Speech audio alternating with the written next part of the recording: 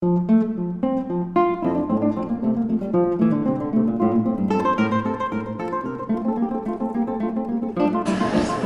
don't know how many more are going to show up. We may be it, you know. This is Memorial Day and we have a few people out there doing stuff. So I'd like to get started because I have plenty to cover and I'm happy to get a little bit of an early jump on it. I've been all week kind of editing out some good stuff and I may be able to edit it back in a little bit this morning. So anyway, we're looking this morning at Sarah Osborn. A name that may or may not be overly familiar. Are you going to leave the door open, lovely wife? Do you want to leave that open? I want people to know they can come in. This is not a closed society here. So.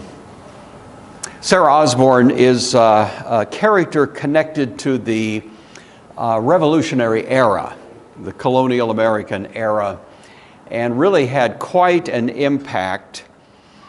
And her impact, I think, is in much greater proportion than what we might have expected for her. And I think when you hear a little bit of her story, you'll understand why that would be the case. But she is one of those people that I would kind of call someone that kind of blew the doors open a little bit. And what I mean by that is that she was in a culture where women had a rather diminished status. We've seen a little of that all through this series. And she especially, in that kind of Puritan tradition and the culture of colonial America at the time in which she arrived, would have typically limited the ability of a woman to have much of a leadership impact, you know. Not too surprising because that's been true throughout history, but especially at that time and place. And because of a series of things that happened in her life, which are nothing less than remarkable, she is really, in many ways, as much as anyone, the catalyst for the practical application of the idea that all men are created equal. Yes, it is on. Yes, thank you, dear. My wife is wonderful. You have no idea how wonderful she is. And her reminder that the camera's running, so we're on the air. Here it is. But anyway, she was someone who, because of the pressure of circumstances, was forced into leadership responsibilities that probably she herself didn't anticipate. But by virtue of what she did, she opened the door not only for women to have a much greater and more conspicuous leadership capacity, but also slaves and former slaves, Native Americans, and others who tended to be marginalized. And the fact that she became a kind of pioneer opened the door for many others. It was a very practical effect that she had. And some would argue that at least one of the factors that eventually influenced Thomas Jefferson to write those immortal words, all men are created equal, he wrote that as a slave owner, friends, and he felt the bite of conscience, which he admitted to at the time, was partly her influence. Now, there were other influences for sure, but I just don't want to diminish the practical effect that she had. So that's why we're interested in her. The series is called Women of God Who Shaped History, and she certainly did, especially colonial and American history, and for that we can be very grateful. So anyway, the life verse that we're going to mention, if you were here 2 weeks ago, we looked at Sarah Edwards. And Sarah Edwards, you may recall, had a young man move into her home. Jonathan was out preaching Great Awakening time, you know. And this young man's name was Samuel Hopkins. And I said, he's going to come back later, and this is where he comes back. He eventually became the pastor of the church where Sarah Osborn attended, and he actually preached at her memorial service. So she died in about 1790, at a ripe old age, by the way, and he was the one who gave the service, the message at her funeral. And this was the life verse he chose for her. I can't do better than Samuel Hopkins on this one. So the verse that he chose is from the Apostle Paul, Ephesians chapter 4, verse 1. And it reads, I therefore, the prisoner of the Lord, beseech you that you walk worthy of your vocation, your calling, wherewith you were called, And the reason he accented that is because Sarah's calling in terms of her human situation would never have made you think she would turn out to be a leader. But at a certain point, her calling became not the calling of her socioeconomic status, but became the calling of God on her. And so she kind of rose to a different level because now it was a vocation from God rather than simply a vocation from humanity. And she walked worthy of it in a way that I think is worth our review. So with that, let's have a word of prayer and we'll get started. Our Father, we're deeply grateful to you that you have given us these notable personalities down through history which have shaped the very world in which we live, and especially from the point of view of our Christian understanding, have given us so much rich and wonderful context for how we understand our own life before you. We thank you for the time we have to review this particular individual in that regard, and we pray your blessing on our time now. In Jesus' name, amen. So, Sarah was born 1714 in London. She was born into a Calvinist Puritan family. They were still there. This is after the Puritan revolt in England and so on, if you know that history. Early 18th century. About 3 years later, they moved to the colonies. So she's 3 years old when they arrive in the colonies. She got an excellent education. It was common in some cases not to give girls the same quality of education that guys got, but her parents were pretty insightful. She was their only child, and so she got a well-rounded education, and that served her well throughout her career. So, the New England Primer, if you're familiar with that, it teaches the ABCs based on biblical material and so on. She wrote in her journals much later, I was constantly taught things that was religious, that was good grammar back then, and they all became sweet to me. In spite of that, however, she was a problem teenager on steroids.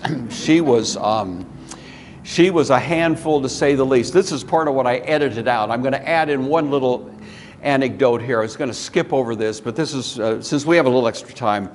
On one occasion, this is only a typical example, all right? This is, but on one occasion, she got up in the middle of the night. She's 13 years old, sneaked out of the house, down to the Taunton River, which is nearby. This is middle of the night. Took a canoe and rowed out into the middle of the river, just for the fun of it, And she hit a little rocky reef and basically got stuck in the middle of the river in the middle of the night. Nowhere to go. She couldn't swim back. The canoe was damaged, and she was screaming her head off for about 2 straight hours. Till finally somebody about 3 a.m. heard this strange sound and went out and rescued her and brought her back in. I don't have to tell you that her parents were upset. So they reamed her out big time, and And this is only one story. I mean, she was, if there had been cars back then, I hate to think what my stories might be, but anyway, she was so upset, she actually contemplated suicide, not because she wanted to die, but just to strike back at her parents. And she remembers this years later. She was in a barn, there was a beam, there was a rope, she knew how to do it, and she was actually, at least by her account of this, was on the verge of doing that when a verse came thundering into her head, she said, reporting this later. She wrote extensive memoirs years later, so that's how we know so much about this. The verse that came to her mind, James 4:8, draw near to God, he will draw near to you. Cleanse your hands, you sinners. Purify your hearts, you double-minded. And somehow that verse stopped her. And so she didn't go through with any suicidal efforts, and we're happy for that. But her rebellious streak didn't end. And when she was 17 years old, she eloped with a man by the name of Samuel Wheaton without her parents' knowledge or consent. She married this guy, 17 years old. He was a merchant seaman, so that's what he did for a living. Made a decent income, as merchant seamen go, but it was an act of rebellion. She told her parents that they should give her something. Now that she's married, she should have a little bit of financial help. And they said, forget it, no way. They were very upset with this whole thing. And so it kind of burned a bridge there, at least for a while. Well, Samuel Wheaton, as I say, was a sailor, so he was gone a lot of the time. He went out on extended voyages. This was merchant seamanship. He made an investment, and the investment went south, and he went bankrupt. This was about 2 months after they married. And so, now bankruptcy then is not like bankruptcy today. Usually I did a little bankruptcy work, not much, but some. And one of the nice things today is that if you go bankrupt, typically your loans or your debts are either eliminated or greatly reduced. In those days, that didn't happen. The debts were still there. You just had some protections about how they were collected, but you still owed the money and you still had to pay it. And sometimes those repayments would extend for years. And so all of a sudden, this new marriage is plunged into bankruptcy. Samuel came home. He saw their one and only son who had just been born about a year later after they married, and she was now 18. He went out to sea once again, and his ship went under, and he died. So this was in November. She learned about it the following April. So not only is she bankrupt, because she's inherited all the debts, of course, that both of them had accrued. She doesn't have a husband. She's a widow at 18 years of age. And she has no support from her family. This is kind of a tough situation, but her parents weren't willing to help very much. And so about all she could do was teach. Now we think teaching, well, that's a good job. You go to work for District 81, you get a good income. No. There's no public schools out there. Teaching essentially glorified homeschooling. So she got maybe half a dozen kids to come to her home, and she had the education. She had good, academic background, so she could teach them. But each family would just pay a little, sort of a penance to her, a little bit to kind of keep her going along. But it wasn't like a magnificent income. So she's eking out a living, teaching some kids as a widow with her own little tiny child. That's her situation, and she's not yet 20 years old. That's where we find her. Well, she kind of began to think to herself in her early 20s, this is not a good way to run my life, and I think I'm really kind of out of sorts with God. She had grown up with a very solid Christian instruction, but she'd been kicking against all this time, and she thought, I need to get back into church. Well, at this moment, this is in the 1730s, there's kind of a swirling world of religious options out there. It had been dominated by the Presbyterians and the Puritans for a long time, but by now the Anglicans are beginning to make more of a showing. There had been a little bit of resistance to the Anglican movement because it represented a strong loyalty to England, and so there was some question about that, but they were out there. The Quakers were coming along. They were a little bit on the other edge. They had this inner light and kind of a subjectivism. And she bounced around a little bit, checking things out. And finally, she wound up joining what amounted to a church that was very much in line with her own heritage, First Congregational Church in Newport, Rhode Island. And that's where she lived all her life. Newport, she joined the church in 1737. 1739, her father died. That was hard on her because she'd never really reconciled with him, so that relationship ended on kind of a tough note there. But nevertheless, this joining the church helped her a bit, but it didn't really give her the peace she was looking for. She was by now feeling a fair amount of weighty, what would you call it, just the guilt of the history that she'd had and so on, and realizing she'd made some tough, bad decisions, and here she is kind of reaping the effects of all of that, and all of that was in her. when she joined the church, but it didn't really give her the peace she was looking for. And then entering the picture, George Whitefield. We mentioned him last time we were together. Of course, George Whitefield visited here briefly in 1738, came back about 2 years later, 1740, to start an orphanage in Savannah, Georgia. That was why he had come in the first place. And then he started preaching. And much to his surprise, his preaching had what you would have to call supernatural effects. He was a wonderful orator, no question about that.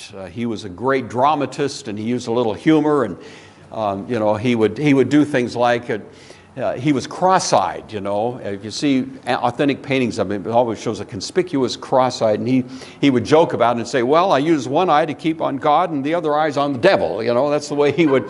That was the kind of humor he had. Self-effacing, wonderful preacher.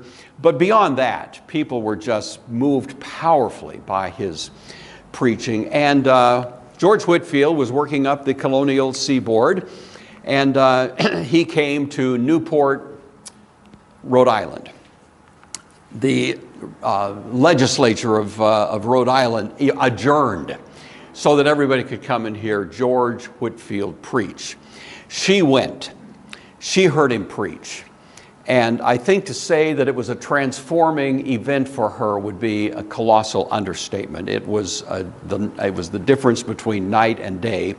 And she said that's when she was born again. That biblical idea that God touches us by His Spirit, sovereignly doing something we could never do for ourselves. And she said that was the moment, that it's like the lights came on, everything changed. And so she really traces in her later memoirs the great turning point right there. She didn't quite make up with her family yet. It was very new to her. But a year later, another Great Awakening preacher came to town. His name was Gilbert Tennant. And you may know his name. He was a Presbyterian. His father was William Tennant, who established a little college called the Log College, which eventually became Princeton University. So William Tennant was a fairly important character. Gilbert was his son. Gilbert, how shall I put it? If you have an image in your mind of a Puritan hellfire preacher, that's Gilbert Tennant. Not so much Jonathan Edwards. He has that reputation, but he wasn't so much that way. Certainly not George Whitefield, but Gilbert Tennant was. He was the perfect example of a guy who would, beat the pulpit and just shout damnation and hellfire and just trying to scare people into faith. That was sort of his approach. And so he was thundering against sin, and she went to hear him. And that was like the moment where it just came crushing in on her how abusive she had been to her parents. Her mother's still surviving, her father's gone. But now in this moment, just realizing under this powerful preaching of Gilbert Tennant, how she had just been, a horrible child and put them through such grief.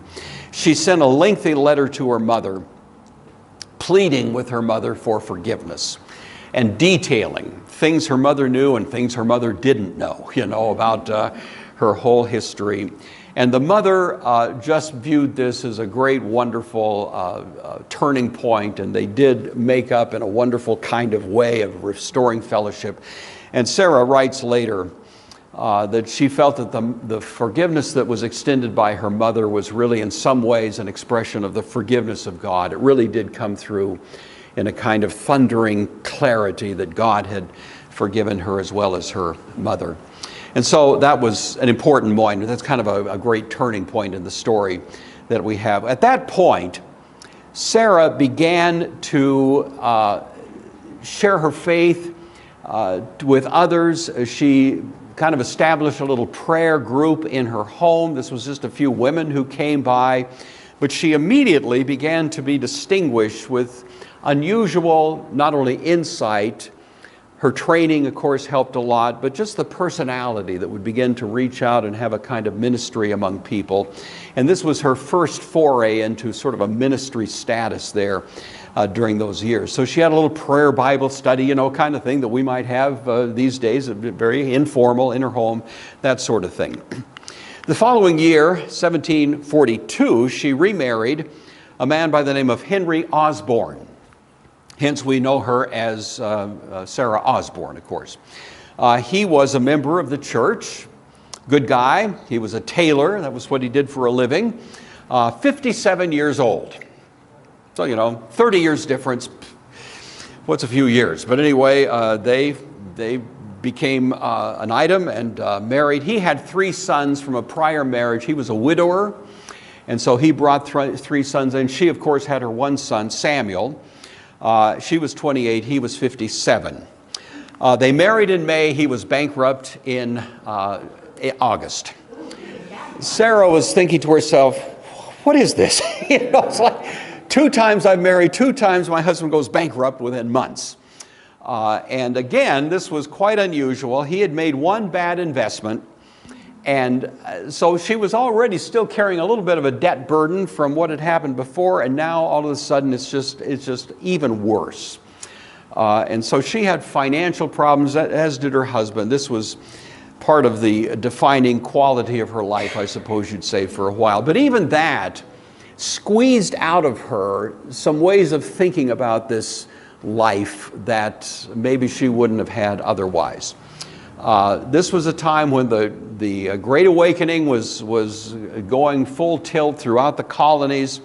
The names you know, of course, were associated with this. It was also a time when there was a great deal of criticism of the Great Awakening. Great Awakening was viewed by some as pure, uncontrolled emotionalism, you know. Probably the chief critic was a fellow by the name of Charles Chansey, who was the most famous preacher in Boston. He was a pastor of a congregational church, Puritan-type church in Boston. He described what he viewed in the Great Awakening as strange effects upon the body that were produced, you know, wild and extravagant conduct of some overheated preachers. That's what he thought of the Great Awakening. He thought this whole thing was just hyped up emotionalism. Someday, hopefully, people would come to their senses. And so my point in saying that is to say that it was controversial.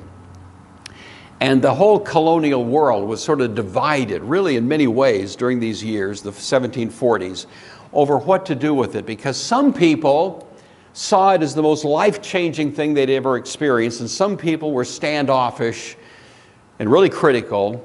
And they came to be called the New Lights and the Old Lights. The New Lights were those associated with the Great Awakening. The Old Lights kind of staying with the former, more, you know, kind of stable, formal kind of religious expression. Well, it was that caused Sarah to write the first shot at her memoirs. She continued this throughout her career. But the memoirs she wrote at 29 years old, and in many ways it wasn't intended for publication. It was more just her wrestling with what she'd been through. Sometimes you do that, you know, you write something more for your own benefit than for anybody else's, and I think that's what she had in mind. I'll mention to you, if I forget to mention it later, it was later published, but it was after her death, with her permission, however, by Samuel Hopkins, who turned out later to be her pastor. And he read it and said, you know, many people should read this. And so she gave permission before her death, and it was published. And that's why we know so much about her history and her childhood, was because she was very, very candid in telling the story. But anyway, she writes this memoir, and at this point, 29 years old, she's just trying to figure it out. Why have these things happened? This wonderful spiritual awakening, which can only be the most grand thing that's ever occurred, and yet at the same time 2 bankruptcies and having this crushing debt and just barely making it, kind of eking out a poverty level living, and all of that is what she's trying to figure out and sort through at the tender age of 29 years old.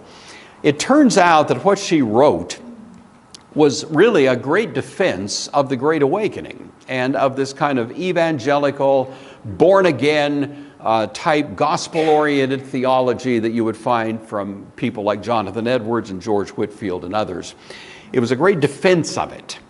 And it would have been great to have had it published earlier. It wasn't, but nevertheless, that's really what she was working through, and it becomes part of the content.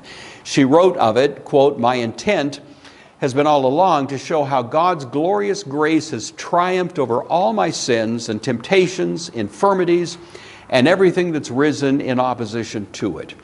She tells in excruciating detail the misdeeds of her youth: lying, disobedience, rebellion, poverty, illness, loss, self-hatred, suicidal thoughts, all of it told in extraordinary detail.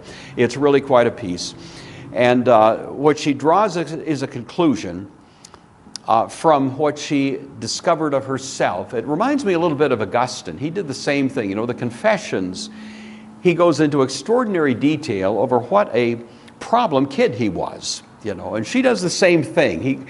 And the conclusion she drew is the same one that Augustine drew, that in and of ourselves, we are just a fountain of corruption. This is Calvin's total depravity. Left to ourselves, we just have this deep wellspring of evil that rises up within us and dominates our life. And apart from grace, you know, we're just out there doing bad things. And really kind of irretrievably, she saw that in herself, probably in a way that many people don't, drawing her to this conclusion that the only thing that keeps us coming to God is God sovereignly pulling us along. Jesus said, "No one can come to me unless the Father helkuo," drags him is the word there, helkuo, drags him. And she really saw that in herself. And it became quite a defense of what you call a kind of Calvinistic theology. She said, if there was no divine providence in the world, but only fate or luck, then human life was sheer chaos, an abyss of meaninglessness that was even more frightening than hell. You know, Nietzsche couldn't say it any better, but she saw it in her own heart. She finished the memoir when she was 29, the first edition, I shouldn't even say edition, but the first cut at it. She kept adding to it over the years. Finished it in December, deep in debt, bleak outlook, and yet at the same time, this kind of sense of assurance, you know. By this time, she was becoming fairly well known. She's only 30 years old now, but her education, her insight, all of these things have made her quite a remarkable intellect and counselor and really pastor sort of person to a growing number of people. Both men and women were beginning to ask her for help. And she actually wrote hundreds of letters, even during this period of time, answering questions that came from people about various issues. And she was remarkably capable. She was dirt poor, but she begged from people to borrow their books. She went to pastors, "Could I borrow that book? Could I borrow?" Again, she would read it, take copious notes. Basically, she was like a photographic memory. She'd learn this stuff and then give the book back and ask for another one. You know, so her education was all sort of self-help, nothing formal to speak of, and yet she became one of the most extraordinarily well-informed theological minds, even at this point, even that early. So she's corresponding with lots of people and having this kind of growing ministry, and then another tragedy hits her. Her son by this time, now this is 1744, her son is 11 years old, Samuel. She has 3 stepsons, of course, but this one. It was common to apprentice a child at that age to learn a trade, and so she sent him down to a town called Rehoboth, 20 miles away, to learn the trade of being a tailor. Her husband was a tailor, and that seemed like a good way to make a living. And so the son went down to this 20-mile away city, and within about a couple of months contracted tuberculosis and died. And so before his 12th birthday, she lost her son. And I don't have to tell you the grief that would be struck in any parent's heart, but to not having actually been there at the moment, you know, that he passed and so on was almost beyond belief. That was a gut-wrenching moment for her that was almost more than she could take. And yet, oddly enough, I would say in the providence of God, it became the doorway to a very unexpected new development in her life. Now, you're going to have some mixed feelings about what I'm about to tell you, all right? So just brace yourself. But this is the story. She was given a gift. Some friends of hers, knowing that she just lost her son, was going through all of this grief, went and purchased a human being. This is slavery, you know. A black boy about 2 years old, son of a black mother, Phyllis was her name, was purchased. The Phyllis had no legal right to hang on to her son. It's just the way it was. So these people trying to do something good for her went and purchased this child and gave it to Sarah as a gift. So she has a gift of a 2-year-old child, son of a slave, coming in really as technically a slave status into her home. Now, I have mixed feelings about that, just between you and me. You know, I'm not sure that's... But for some reason, that turned out to be an extraordinary turning point over time for Sarah, because she raised this child as her own. He was never a slave. He never was treated as a slave. She raised her as if he were her son, and it gradually dawned on her, I think, as she was educating him. She was very well educated herself, and she poured herself into this child, gave him a remarkable education, and of course, she was with him. She just loved him, and she poured out all of her maternal instincts on this child, and she became impressed beyond anyone's arguing out of it, that this human being has the same intrinsic value as anybody else, regardless of skin color, and that, I don't think it had even dawned on her quite yet, the truth of that. And that in some ways became the defining thing for her later career, because she became probably one of the 2 or 3 most vigorous, what we would call abolitionist voices in the colonial era that existed.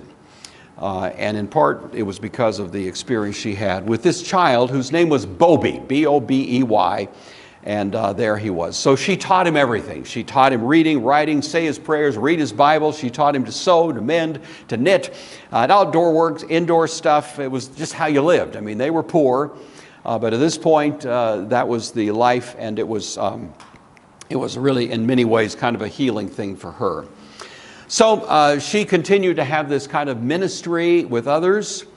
Samuel Hopkins, writing of her later, kind of a retrospective on this period of her time, said, quote, "She seriously addressed them," that is, people that inquired of her, "on the concerns of their souls, urging their attention to the Bible, to Jesus Christ, to the way of salvation by Him. The child most often in her prayers was Bobby, a slave boy reared since infancy." She felt called. She had the instinct to teach. She was a teacher and even a preacher to some degree. Quite a scholar. As I said, she was borrowing books every time she could, reading widely. She was very well educated, but it was all kind of self-help. And gradually, she was becoming more and more well-known. A turning point happened in 1753, in which she received a letter from a friend of hers in Boston. And this friend of hers had had a crisis of faith and really had reached to the point that she was really doubting a lot of what the Christian message would have said. She was doubting how reliable it was, whether the Bible was reliable, whether Jesus was to be trusted, and all of that. She was kind of going through a real crisis. And she wrote to Sarah, telling her that. And Sarah sat down and wrote a lengthy letter in response. I mean, a lengthy letter. You'd almost call it a short little booklet,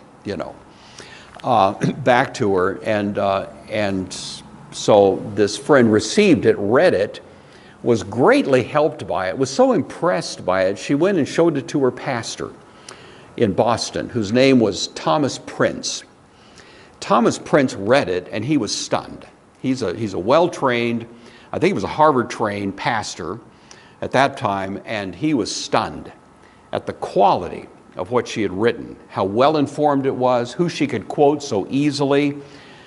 He didn't even know who this author was. He thought, where is this person? Who is this? And so the parishioner told him, and he reached out to Sarah and asked permission to publish this, And she said, well, you can publish it, but I want you to leave my name out of it. She very self-effacing, and so she said, publish it anonymously, but it's fine, go ahead.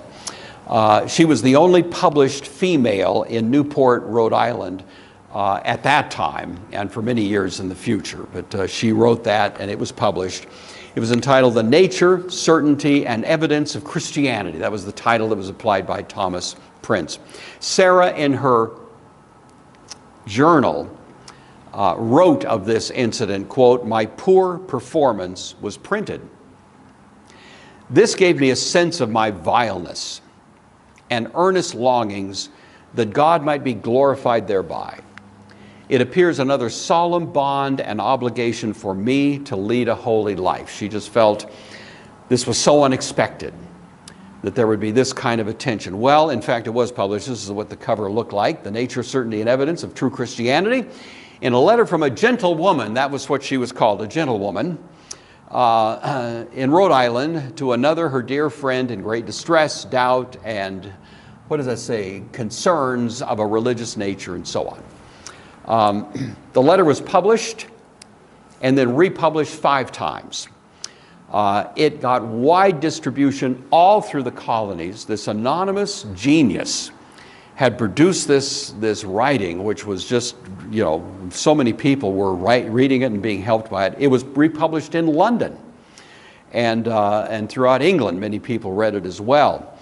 And in many ways, this letter that she wrote, this little booklet, kind of put a new definition on what it meant to be, we'll call it an evangelical, kind of a new light, great awakening, convert, that sort of thing. This idea that there needs to be a new birth, there needs to be a touch of God's grace in a person's life. And so that was a very important turning. Eventually it became known who had written it.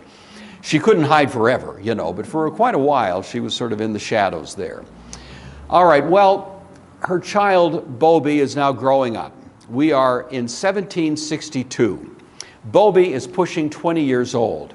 He is an impressive young man. He has kind of the gravitas of a young man who is very well educated, very articulate, very intelligent, an impressive character. As a matter of fact, somebody came along and said to Sarah, "I'd like to buy Bobby," and offered her a lot of money. Enough money that it would have made a bit of relief, because she's still staggering under a fair amount of debt. She and her husband, they never quite dug out from under it. And I think she thought about it for about 5 seconds. Wouldn't that make a difference? And it'd be good for Bobby. They're not just going to put him out in a cotton field. This kid is well educated. He's going to be put into a position of some responsibility. He's a slave, but I can see how she'd kind of be rationalizing that a little bit. But in the final announcement, she said, "No, I can't sell him," because she not only loved him, but believed that's the wrong thing to do, And so she said, "Appreciate the offer, but I think I'm going to decline this." And so she did decline it. Feeling a little bit of the pain, as you can imagine. It was about a month later, I kid you not, she got an inheritance from a long-lost uncle. You ever heard that expression? I wish I had a long-lost uncle, I'm not aware of one yet. But some guy that I don't think she'd ever met, living somewhere else, I think it was in the colonies, but down south, died, no heirs. She was the closest thing, and she came into an astonishing windfall of wealth, just like that. And all of a sudden, it made such sense to her. All of the anguish that she'd gone through, all of the pressure financially, had sort of been building up to say, hey, God is not running out of dough. He's not poor. He's not impoverished, And you just need to trust him. And in some ways, the pain that she'd been through financially was just to prepare for this moment. So she was very glad she didn't sell Bobby. And in many ways, this was God's way of telling her that that was the right decision. Well, that became a whole new focus in her ministry. She was always given to the gospel, but now she saw the broader reach of the gospel in terms of race issues, slavery, all of that was really front and center in a great deal of what she's doing at this point. She began to hold religious meetings in her home there in Newport, Rhode Island, and she welcomed anybody. This was kind of unusual to have these mixed race-type gatherings. Native Americans showed up, slaves, both present slaves, former slaves, every ethnicity, including a lot of white folks, were in there as well, and she would have these large meetings, and in fact, hundreds of people every week would be in there. She had a modest-sized house, but they would just be crammed into her house, and she would lead these gatherings. Now, when there were white men present, white males, she would always have her husband Henry pray first, you see, just to make sure no one was saying she's usurping authority. She still was aware of kind of the, he would pray and sit down, and she took over. And she was a powerful teacher, preacher, and had a wide impact during those years, and became a very powerful voice for equality. So there were like hundreds of people every week coming in, many of every ethnicity that were there. And she saw in this, of course, a confirmation of what God had been impressing on her for a long time. This brings us into the Revolutionary era. She had developed such a reputation that her name was well known across the colonies. There's good evidence to think that Thomas Jefferson knew about Sarah Osborn and knew that she was making a case that was hard to deny. Now, there were other influences on Jefferson. The whole Puritan tradition, going back to Calvin, had really already argued the equality of people, but it's hard to get that out of your head into your heart. If you're familiar with a certain way of life, it was still a bit of a jump there. But that influence, the Enlightenment, all of these things were sort of forces, but he himself was quite conflicted about it. Jefferson wrote, this is a famous quote from Jefferson, "Indeed, I tremble for my country when I reflect that God is just." This is what he says about, slavery and racism in the colonies, that his justice cannot sleep forever. The New Light movement was really standing for the idea that slavery is a fundamentally evil institution that should be eliminated. Sort of second-class status for Native Americans, those who come to faith especially, should be, all of this. Women should be given much more latitude and ability to be involved in leadership in churches. All of this was sort of hitting the fan at this point in a way that was fairly remarkable. So anyway, she became quite the leader in her church. Interesting thing happened. Samuel Hopkins showed up in 1768. And he was our friend, of course, that was converted way back in the Edwards home earlier. He's had quite a career already. The pastor of the First Congregational Church was dismissed because he had an evident drinking problem. They had that problem back then as well. He didn't like it much, but he had to step down. And so they were looking for a new pastor of the church, and people were coming through and preaching candidating sermons. And Samuel Hopkins came through and preached a candidating sermon, And he wasn't a great preacher. He was not a George Whitefield by any means. He was pretty dry, kind of quiet, and so on. But nevertheless, he preached. The church said, don't think so. Thanks for dropping by, have a nice forever. But Sarah liked him. And I think she saw something in him that made her want to maybe raise the issue one more time. Anyway, Samuel Hopkins was ready to accept the decision of the church and say farewell and so on. But he was asked to preach a farewell sermon. He preached it in her home, but it was packed out. There were a lot of people there in deference to her, and he preached a farewell sermon to this church, and the farewell sermon was so powerful they changed their minds on the spot. On second thought, maybe you want to hang around for a while. So they actually hired him on the spot, and he became the pastor of the First Congregational Church there in Newport. He was deeply influenced by Sarah Hopkins. They developed quite a close relationship, in which especially her view of race issues and slavery and all of that, he was already sympathetic to that, going clear back to Jonathan Edwards, but she sort of put an exclamation point on it. And so he became probably, I would say, historians would say, of the Revolutionary era, he was the most well-known, what was called later abolitionist voice in the colonies. And he got it a lot of that from Sarah Osborn and her influence on him. Eventually, Phyllis, who was the mother of Bobby, came to faith and started coming to Sarah's home, worshiping there, seeing her young man, just remarkable. She was so grateful.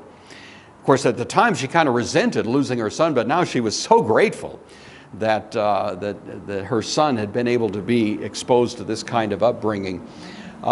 Phyllis, the mother, wrote an interesting little poem. This is Phyllis Wheaton. It was in 1773 she wrote this. The first word is twal, short for it was all. Okay. Twal mercy brought me from my heathen land, taught my benighted soul to understand that there's a God and there's a Savior too. Once I redemption neither sought nor knew. That's the mother of Bobby wrote that. As I say, Samuel Hopkins became an important anti-slavery voice. Sarah was probably the most famous, the second most famous voice, but she was also very much exposed in this, and one that was out kind of beating the drum for it as well. She also wrote an interesting little poem. Thought you might enjoy. This is reported later by Samuel Hopkins, but this is Sarah Osborn. New wonders still, lo, here are they, unjustly brought from Africa. They've heard the gospel's joyful sound, though lost indeed, they now are found. Those we see here, who once have been made slaves to man by horrid sin, now through rich grace in Christ are free, forever set at liberty. She's voicing what was a view that was commonly expressed, especially from the effects of the Great Awakening. The Great Awakening had quite an impact on the slave population in the South, in Savannah especially, where Whitefield argued these slaves should be educated, they should be given, much better treatment. He was quite a voice for that during that time. All right, I'm going to wrap this up in about 5 minutes here or less. We're into the Revolutionary period now. Shots fired, 1775. Newport was targeted as a city because it was a trading center. Most of the people fled Newport when the British were showing up. Sarah stayed. She's now 63 years old. Her husband is 92. And so still around. Interesting thing, the evidence here is pretty strong. The British came in, they weren't particularly respectful of anything. They were destroying things and so on, but they treated Sarah Osborn with a high degree of, I would say the word is awe, kind of a fearful respect for her. They just didn't want to bother her, or bad things might happen. I mean, that's kind of the reputation she had, And so on Sundays, they were especially careful not to disturb the services she had in her home, and she was simply called the good woman. And it was just an interesting kind of reputation. These people were not overly polite otherwise, but somehow she commanded that kind of respect. The British eventually left Newport. They left it fundamentally in ruins. Sarah herself wrote, it was a barren city with shuttered houses, pillaged library, books burned, commerce practically at a standstill, so that her house became the church. The church itself was basically gutted. It was rebuilt later, but for a time she was the church. It was where people met. Samuel Hopkins was still there. He was carrying on pastoral ministries, but that was her home was kind of the spiritual center. They baptized infants. They carried on all the business of the church from there. The following year, 1778, Henry died at 93 years old. She continued through the end of the war, the creation of the nation. You may know that Samuel Hopkins, still the pastor, spoke at the Constitutional Convention that was being held now in the 1780s. He preached a sermon to the people that were there trying to craft the Constitution. He argued vigorously against slavery. He said, you cannot form this nation and still countenance slavery. And his preaching at that point was filled with a fire. He warned that God would destroy this new nation if slavery was permitted to continue. I think you know, if you know this whole history, that there were many people who supported that. John Adams famously was very much. By the way, next week we're going to look at Abigail Adams. She's our next woman of God who shaped history. So she's a contemporary. We'll shift our focus to her. John Adams was strongly opposed to slavery. It turned out to be you know the history there. The Constitution, if there hadn't been a compromise at that point, there wouldn't have been a Constitution. There wouldn't have been a colonial existence. So those people influenced by someone like Samuel Hopkins built into the Constitution what they hoped was kind of a sunset clause, that you would be able to import slaves for the next 21 years, then no more importing of slaves. And it was hoped, I think, by many that it would sort of die by attrition. Didn't happen. It took a civil war. You all know that. But in some ways it was Samuel Hopkins, and behind that it was Sarah Osborn that were the influence that made it such an issue at that point. Sarah died August 2nd, 1796. She happened to be alone in her room at the time. Her memoirs, with her permission, were published 3 years later by Samuel Hopkins. It became a kind of national bestseller. It was so self-revealing and so powerful that many people read it and were deeply affected by it. Bells rang throughout Newport. Hopkins said at her funeral service, quote, "We cannot doubt that she has gone to rest, that she has gone to that state where her heart has long been, that she has gone to the possession of those objects on which her affections have been long placed, that she's gone to Jesus Christ and the General Assembly and the Church of the Firstborn, which are written in heaven." So I hope you like her, and I hope that if you ever come across any other, there's a great book that I based a lot of this on. It's a thick book, The Life and Times of Sarah Osborn, and I'm blanking on the title or the name of the author. But if you wanted to read more about her, there's much more than what I've told you this morning. Sunday school lesson, friends. Number one, we should never neglect the opportunity to reflect on the evidence of God's providence in our individual history. Isn't it true?